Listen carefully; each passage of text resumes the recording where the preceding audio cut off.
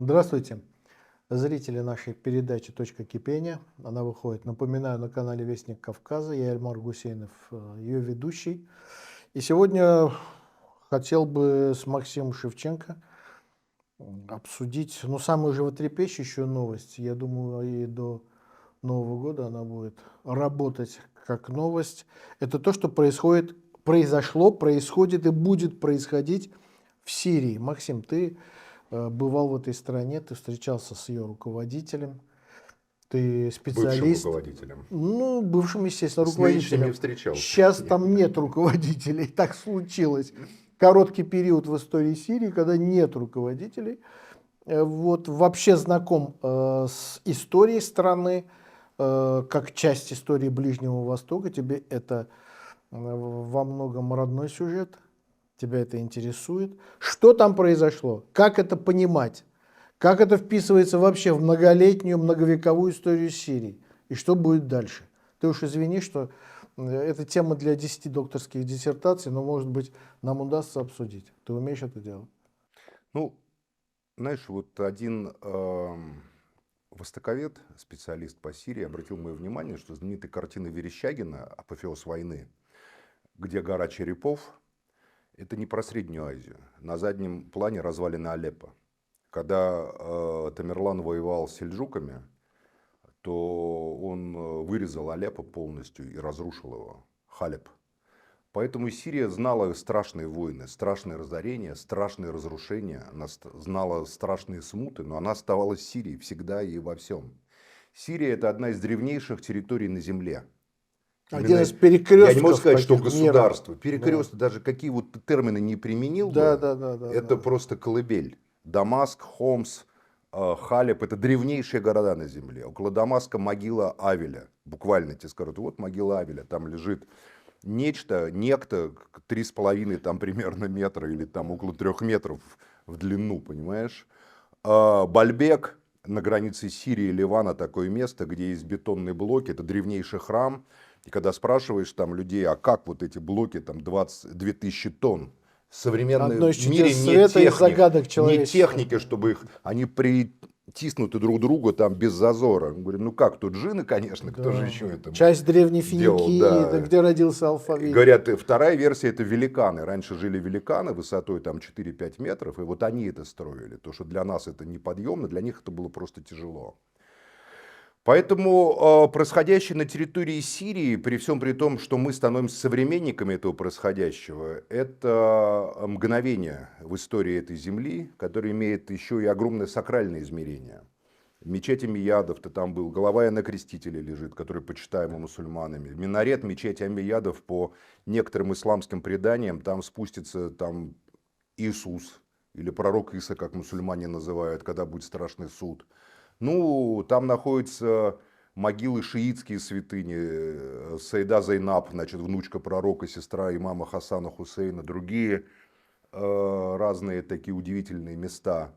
И, в общем, это связано и с историей Дамаска. Это место, где была первая христианская община. По дороге в Дамаск апостол Павел, слепой, значит, вот это с ним случилось, он обрел веру по дороге в Когда Дамаск. говорят «вечный город», к Дамаску относится, может быть, больше, чем к Больше, Стамбулу и больше, чем к Риму. Иерусалиму, я Да, бы так сказал даже, относится к Дамаску. Потому что некоторые говорят, что храм Соломона это не храм, который в Иерусалиме, а это как раз вот Бальбек. да, он был всегда Дамаск. Есть такая версия, да. Поэтому, честно тебе скажу, какая бы власть ни была в Сирии, я хочу, чтобы была Сирия. Сирия, да, собственно, это не зависит от моего желания. Сирия будет всегда. После нашествия Тамерлана, казалось, там живого не осталось. Верещагин точно написал картину «Гора черепов, развалины».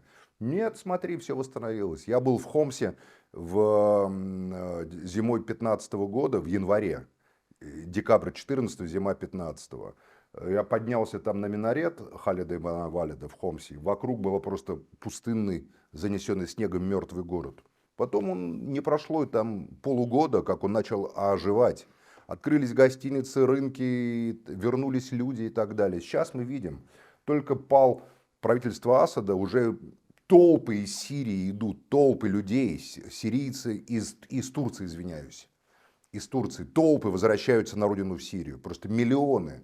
4 миллиона, 3,5, 4 только в Турции Только в беженцев. Турции. Всего где-то Да. 6,5 миллионов Да. они считают. Потому что они Бежавших огромные из страны. патриоты. Сирийцы же, даже живя за пределами своей родины, далеко, родившись даже там, все равно остаются сирийцами. Хорошие ремесленники, умелые торговцы. Ливанцы, сирийцы, да, это потомки финикийцев во многом. И это кто говорит, что это часть их просто менталитета.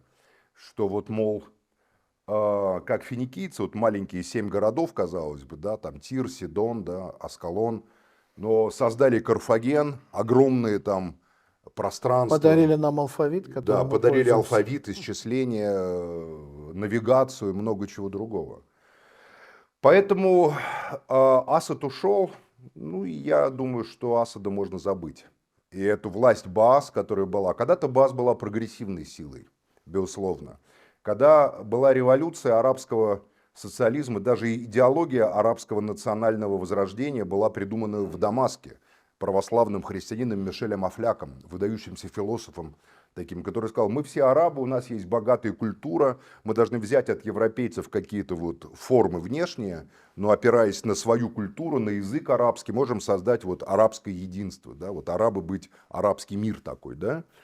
И там в 40-е, в 30-е, 40-е годы это было невероятно прогрессивно, потому что очень многие жили в бедности, в нищете, и Баас, социалистическая партия такая, национал-социалистическая, конечно, тогда реформы провела огромные, сельского хозяйства. Потом она раскололась на две фракции, на иракскую и на сирийскую. В Сирии руководство Баас это стали алавиты, по сути, одна из таких исламо-христианско-гностических сект, алавиты. Значит, в Ираке сунниты во главе с тикритским, значит, кланом, то есть вот Саддам Хусейн, сунниты. То есть это уже был пример того, что идеологии, прогрессистские идеологии, они не работают до конца. Последние годы асадовского режима, его нельзя было назвать Баас. Это как Ельцина надо назвать коммунистом в 96-м году, понимаешь? Ну да, все это В уже 89-м он был кандидат в члены Политбюро, а в 96-м году это уже какой-то, через 7 лет. Максим, вот такой вопрос. Значит, по некой упрощенной схеме последние, это старший Асад и младший Асад, последние там 50 лет, 40 лет точно, значит, Сирией управляли алавиты. Ну, алавиты, если кому интересно, посмотрите в интернете. Это такая секта, ее называют иудо-мусульманская, христианская. В общем, они не мусульмане. Никто не знает точно, что Никто у них не знает, потому что они закрытые скрывают. учения, Да, они об этом не говорят. учения. Сколько я с алавитами разговаривал, в России очень много алавитов, замечательные люди, они не рассказывают о Не рассказывают, да. Вот. Ну, так получилось, что из них сформировалась элита во время там французского мандата в 20-е 30-е годы. Это были грамотные, продвинутые люди, офицеры, получившие образование во Франции. И они пришли к власти.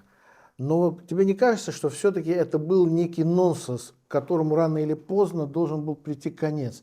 Потому что не могут язычники управлять страной, в которой 75% составляют население мусульмане-сунниты. Алавиты не язычники. Алавиты это секта, которая возникла в рамках монотеистической цивилизации. Мы, когда говорим вот такие слова язычники, никаких язычников там уже нету много тысячелетий.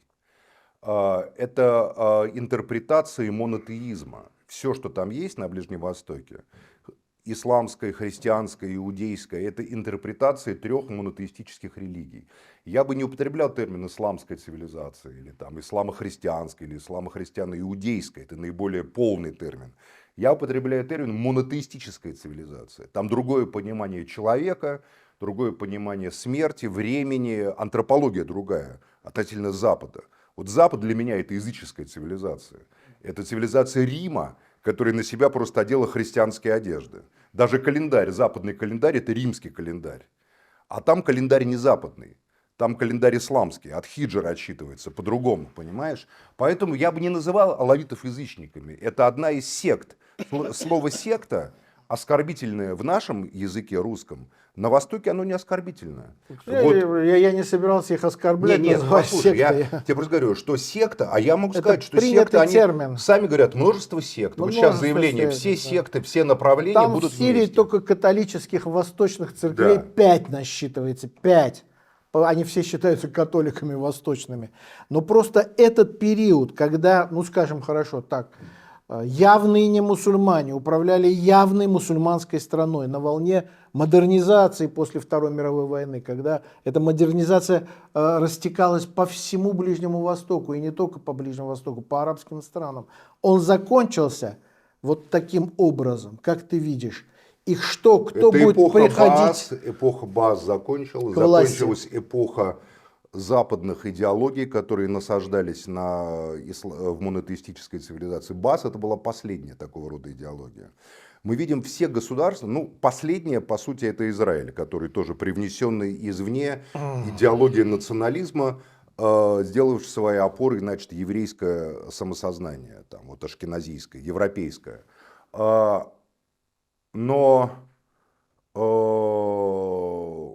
ну, в какой-то мере, может, Египет, но диктатура генералиссимуса, кажется, он Сиси, это все-таки такая управленческая больше структура, она не идеологическая. Ну, просто диктатура военных, а Египет сам по себе.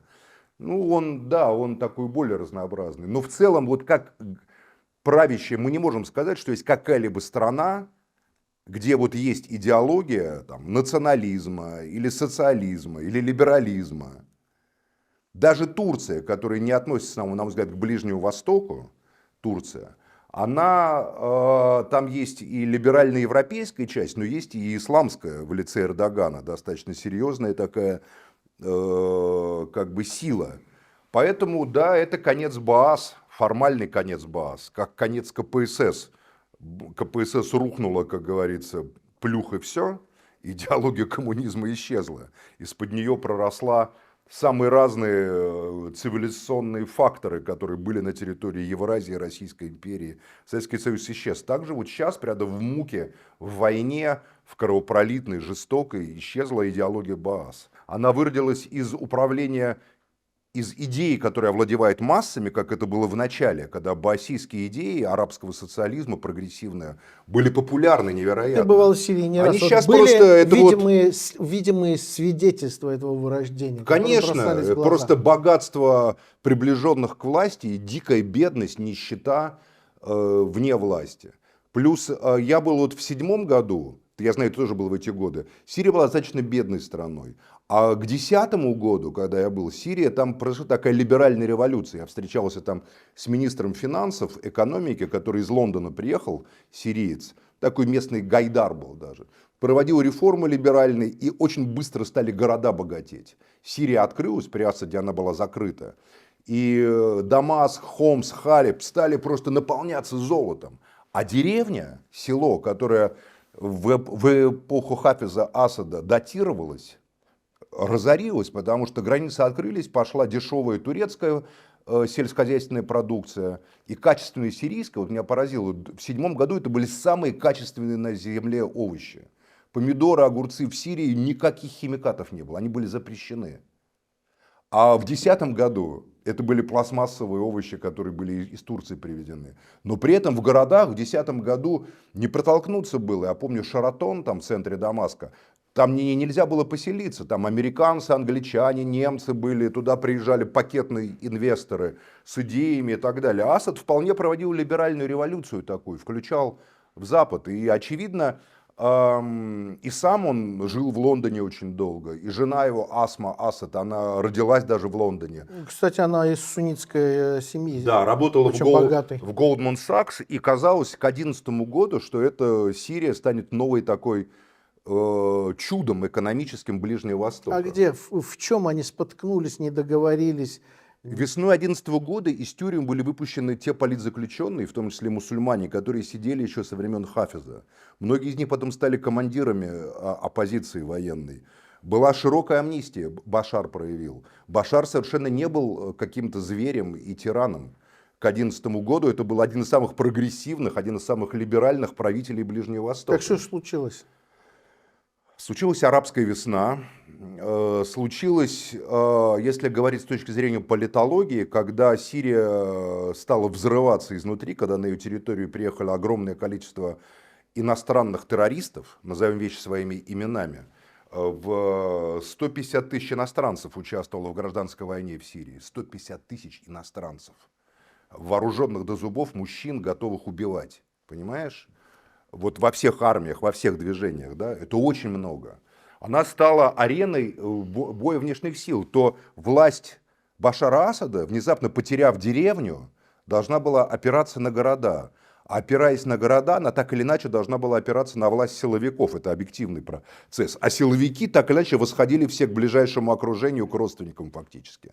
Понимаешь? А к 2018 году, когда Астанинские соглашения вошли в силу, это просто была власть одной семьи, которая уже осуществляла с помощью особо приближенных людей уже после горечи 5 лет кровопролитной гражданской войны осуществляла управление в ручном режиме.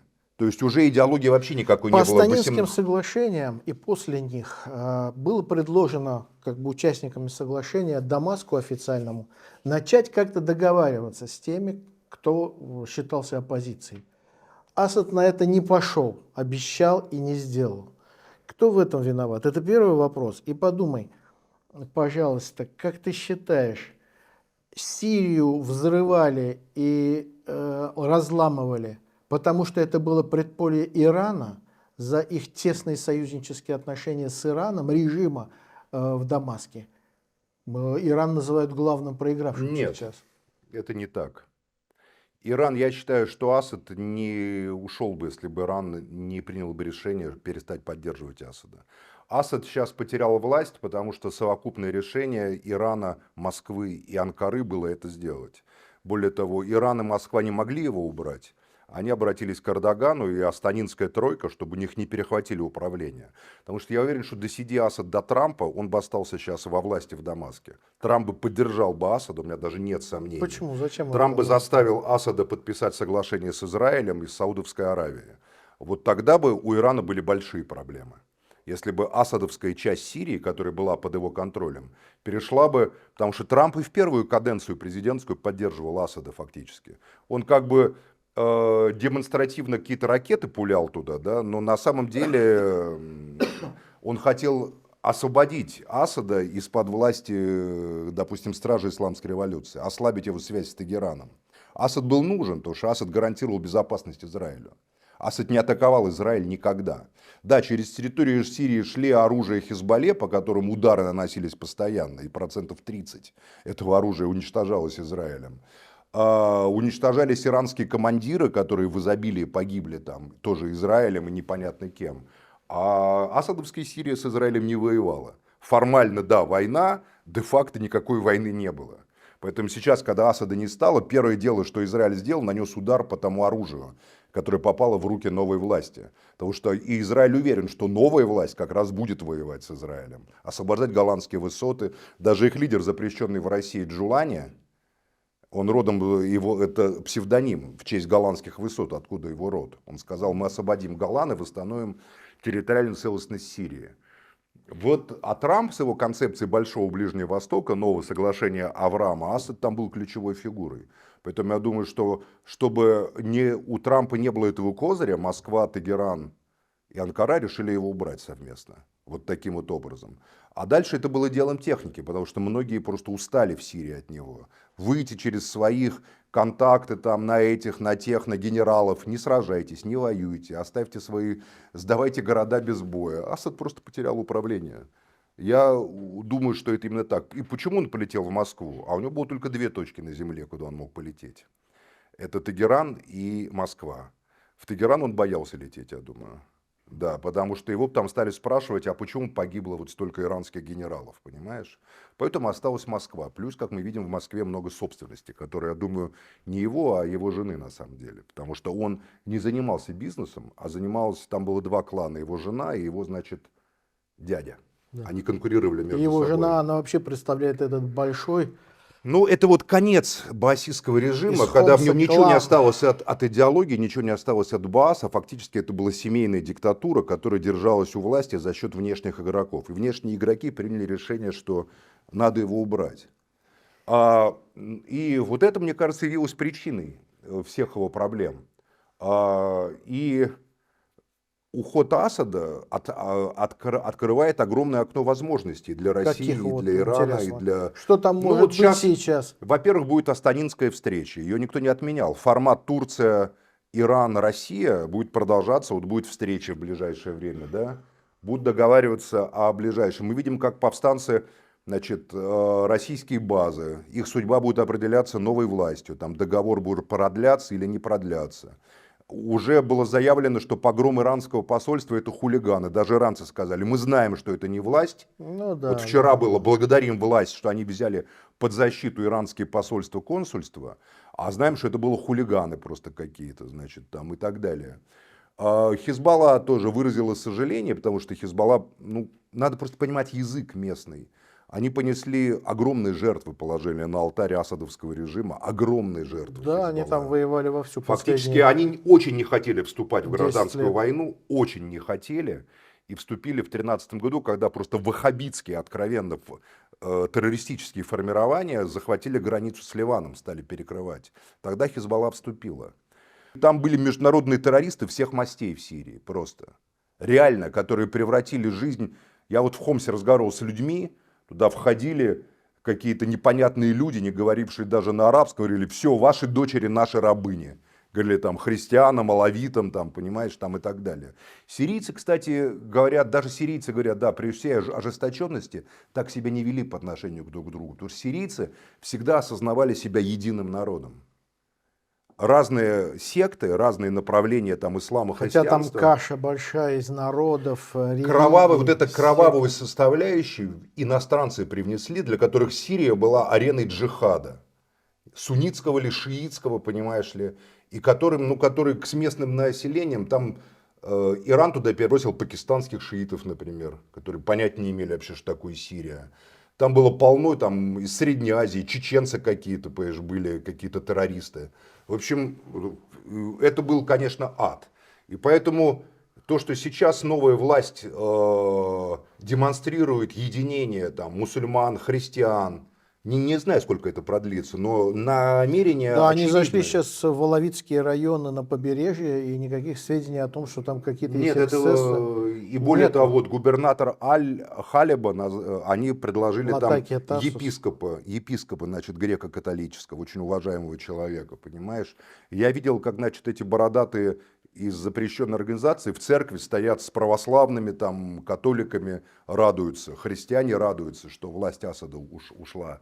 Устали, все. Эта эпоха закончилась в Сирии. Надо так к этому относиться. И что с этого России, многие задают вопрос. Но я считаю, что если Россия будет с народом Сирии, и будет вот это вот понимание в России, что Сирия вечна, власть в ней может меняться. Сегодня мамлюки, завтра там монголы, послезавтра крестоносцы, потом арабы, потом французы, потом баасисты, потом кто-то еще. Но народ Сирии вечен. Его древнее конфессиональное разнообразие уникально. Его возможность консолидироваться, если внешнее воздействие исчезает, поражает воображение, да? Находить общий язык, восстанавливать развалины. И Сирия, Ливан, это тоже это удивительно, я это видел своими глазами, как абсолютно разрушенные пространства вдруг восстанавливались на глазах. Через год ты не вспоминал, что тут были трупы и лежали вот это вот все, понимаешь, развалины. Вот это, мне кажется, Россия должна всегда поддерживать. И даже среди тех, кто сейчас пришел к власти, очень много людей, говорящих по-русски, которые учились в Советском Союзе, в Киеве, в Москве, в Алма-Ате там, и так далее, понимаешь? У нас есть огромные связи через Ливан, через напрямую. И если наша МИД России, вот, господин Богданов, например, который великолепно знает регион, потрясающий совершенно востоковед, да, знаток региона, будет МИД задавать тут тон, а станинский формат, если он будет доминировать, это все-таки дипломатическое Конечно. и передает в руки дипломатии, Министерству иностранных дел инициативу. И я надеюсь, что именно вот эта линия на понимание того, что власти приходят и уходят, а сирийский народ остается, она будет доминировать в определении стратегии российской по отношению к Сирии и к ситуации там на Ближнем Востоке. Ну что ж, интересно, об этом можно говорить и час, и два, и три. Я думаю, что в ближайшее время нам придется вернуться к происходящему в Сирии, на Ближнем Востоке, и Сирии еще раз коснуться.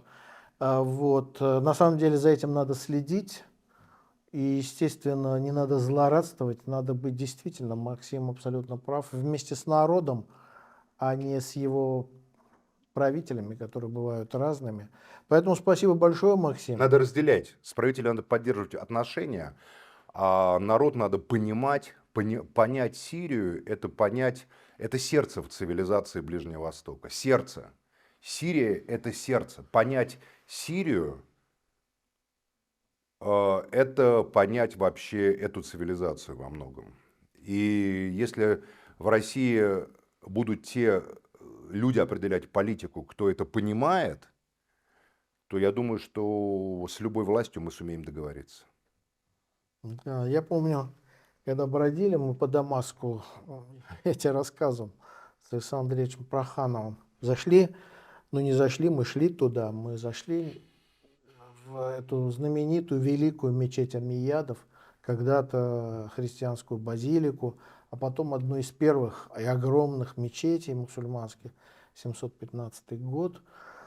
И вся она услана коврами, мы уселись, спокойно сидели. И меня поразило, что эта мечеть внутри, эта огромная базилика прямоугольная, она скорее напоминала какой-то клуб или такой закрытый парк. Где-то сидели кружками женщины, тихо о чем-то переговаривались. Где-то отдельно сидели кружками и тихо разговаривали спокойно мужчины. Дети бегали без шума, кстати, просто играющие. Это было нормально. Так в этой мечети, в этом городе вели себя люди. Тут же была гробница, как известно, там находится голова Иоанна Крестителя в этой мечети, никем никогда не тронутая, не разоренная. И было ощущение мира и покоя. Трудно было тогда представить себе, что в этом городе на улицах будут по нему ходить танки, будет стрельба, какие-то люди войдут туда. Я думаю, что эта атмосфера этого города, которая вот распространяется с этих намолотых священных мест, которые меняли хозяев, но оставались священными, она все-таки должна этому народу помочь. Я за то, чтобы там было Я тихо, очень люблю спокойно. Сирию, Ливан и хочу, чтобы у них был мир. Это святые места, священные, это места удивительного знания. И сколько бы ты ни изучал, ни погружался туда, ты понимаешь, что еще остаются просто пласты непознанные, целые континенты того, что ты не можешь просто даже охватить своим умом. Как Бальбек, например. Да. Как плиты Бальбека. Да. Это была передача «Точка кипения», которая выходит на канале «Вестник Кавказа».